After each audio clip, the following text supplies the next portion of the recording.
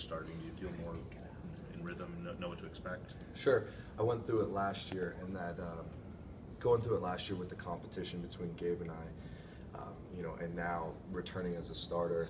And, there's always going to be competition at a big school like this, but it's a little more comfortable knowing that I can focus on me and I don't have to think about winning a job where now it's just keep the job. So, but, I can look more at more of our competition and our teams that we play in the first couple of weeks, opposed to, spring ball and some of the stuff last year. I feel like you guys are relatively settled as an offensive line in terms of who's where. I mean, do you think that helps, just sort of knowing what roles each guys are going to play in? Yeah, we returned 4 guys this year, and then you have Dorian, who played a little bit too. So, Jared looked great in spring. Gabe's getting healthy, so we're starting to finally get some depth. We brought in some really talented freshmen. I think camp's going to be fun this year with 15 guys. You committed under a different coaching staff. You almost didn't have a job. Can you talk about how you stuck with it and how it paid off in the long run? I think that somebody's commitment to something, that goes back to how you were raised, what type of family you come from. I came to Pitt and never really thought about transferring. Pitt is more than just a football experience for me here. So, it was tough, with the coaching changes and then, having to battle for a position. But hey, that's what it's all about, is working hard and competing. Whether you look at the video or the stats of what didn't go right last season, how much does that gnaw at you, and how much of that is a motivating factor for you and the group collectively? A lot. The big number that sticks out is 43 sacks we had last year.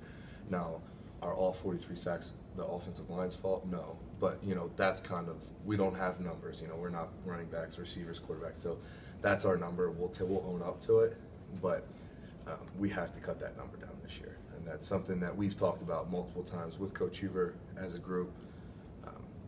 So we're focused on that. Something you kind of take personally. Yeah. No, that's, that, like I said, that's our number. That's something that, we want to know at the end of the day, how many sacks did we give up and how many rushing yards. Those are kind of like, one's negative, one's positive. So, but you can make that negative number into a positive number if you keep it low. With the injuries last year and sort of the revolving door of guys that you guys used, I mean, was being unfortunate maybe just as much of a problem as being inconsistent?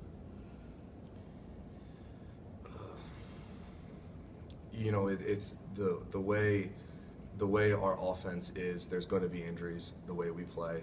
I think we play hard and we play smash mouth football. I think our guys love that. I think our offensive line and our front, our guys up front love that about it. But injuries are going to happen.